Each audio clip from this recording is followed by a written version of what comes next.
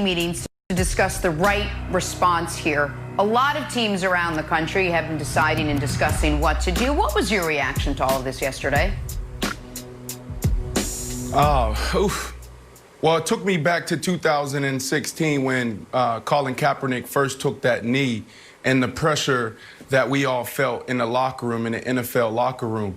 Every single week, we knew that there was going to be millions of people watching. We knew that there were going to be thousands of reporters, people on the beat, covering to see who kneeled, who put their fist up, who locked arms, who said what, who didn't say anything. So I just thought about that moment. And then I also thought about me personally, how I felt. I thought that it was interesting that I was numb.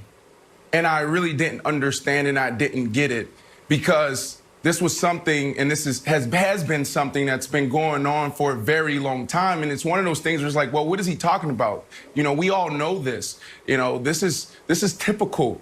So why are we talking about? Just move on. But then in 2020, you know, this year, all the recent acts of violence and the racial tension flaring, it has forced me to really sit down and feel things for the very first time in a long time.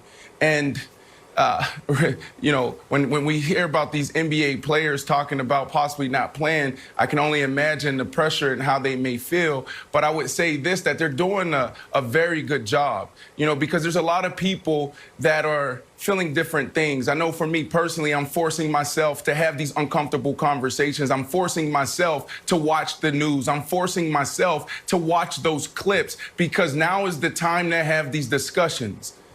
But now is not the time not to play ball, because this platform is so powerful. That's the beauty of being a professional athlete. There's thousands of people watching us live. There's millions of people watching us through television, through our phone. And that's our time to tell the world what we feel, how we feel, and push the conversation forward. Now, I would say this to the NBA. I think they're doing an amazing job pushing the conversation. I think the reporters are doing a phenomenal job. This is the first time that I can remember the reporters are leading with those questions. How do you feel? Tell me what's going on in your community. Adam Silver's doing a phenomenal job. If I'm the NFL, I'm taking notes, because these guys are using their platform the right way to make America better, to have these uncomfortable conversations. So I'm proud of these guys. I know it's hard, but we want to see you play, but continue to send your message. Brandon, that was excellent. Thank you for sharing. And to illustrate one of your points, something that I saw yesterday, one of the best things I saw on the internet, was Taylor Rook's question to Fred VanVleet. I wanted to share it with you here. Take a listen. You know, I know that, you know, pulling up your phone and seeing people that look like you being killed by the police can be a lot. So I guess my question is just, how are you? How are you doing mentally? I'm a little bit, all over the place. Like I said, you start to feel guilty a little bit. You know, there's a lot of stuff going on for me back home. You know, people in my own community, dying not by the hands of police, but just by product of the environment. So you try to take all that in, and we're here, we're isolated. My family got to town yesterday. I don't get to see them for another week. So, you know, it would be nice to hug and kiss on my kids a little bit. But yeah, you just try to deal with it, and it's a lot to take in. I think we can't underestimate the trauma that we take in on a daily basis from our phones and watching these videos. And, you know, you watch a guy get shot, you know, in front of his entire family.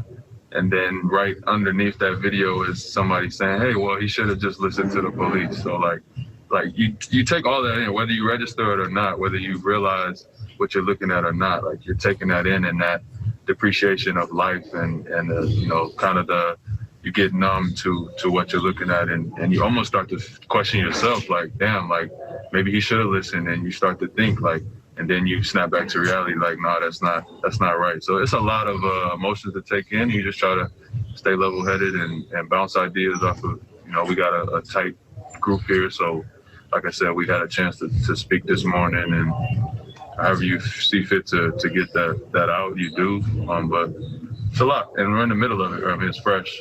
So it's fresh, but every time it's fresh, it brings back old stuff and reopens wounds. And my father was killed when I was young, so like it's just a lot of things that go into, you know, taking all this information in. Wow. And Wow. Nick, I thought that was just phenomenal. The amount of nuance and honesty that Fred VanVleet showed there, and again, a perfect question from Taylor. I think that the players, I understand that they're frustrated with how difficult it is to affect change and how they feel isolated by it, but I appreciate their honesty and transparency in the process, Nick. 100%, Kevin. And you know, Dame has been the story and the star of the restart. And unfortunately, it's somewhat fitting that the social justice message that he chose on the back of his jersey is how many more? And the answer, tragically, is going to be countless until we fundamentally address the way policing is done in this country. The numbers up to this point in 2020 are jarring. 256 days so far this year. 244 of them, someone has been killed by the police. 751 people in this country have been killed by the police in 2020. 1 in 3 people who are killed by a stranger are killed by the police. So the how many more question is a real one. And that's a real question. What's not a real question is any type of debate about what happened to Jacob Blake. As Fred VanVleet alluded to, listen, if you watch that video and your reaction is anything other than horror, anger, and sadness, you are part of the problem. If you talk about complying, or if your reaction to watching a man get in broad daylight in front of his children, have 7 put in his back by the people we pay to protect us, is anything other than the system must change, any mitigating circumstances, you are part of the problem. And it brought me to the Raptors, who are the one team we've heard that is considering sitting out. So why would this be resonating with the Raptors maybe a little differently? Well, it might be because of what happened to their team president 14 months ago. If people don't remember or don't know, right after the Raptors win the championship, Masai Ujiri is on his way to celebrate with his team, and he gets assaulted by an Alameda County sheriff. The sheriff then lies about it, demands Ujiri be arrested, files a lawsuit against Ujiri. All of that happens, and it's all gray. Well, it's a he said, she said. And then the full video comes out last week, and we find out that this sheriff, who, keep in mind, he's assaulting someone in an arena full of people, wearing a body cam, knowing there's cameras everywhere. He does that and still feels empowered to lie about it, still feels empowered to go on sick leave to this day, to the tune of reportedly more than $250,000 of sick pay, the taxpayers paying him for alleged injuries he suffered. And by the way, why do they feel emboldened? Because even after that video came out, the Alameda County Sheriff's Office released a statement that essentially said, we believe our officer, not that lying video. So how does that relate to Jacob Blake? Because much like with Jacob Blake, if not for the video, what would the story have been? Do we believe that we would have found out he had nothing in his hands?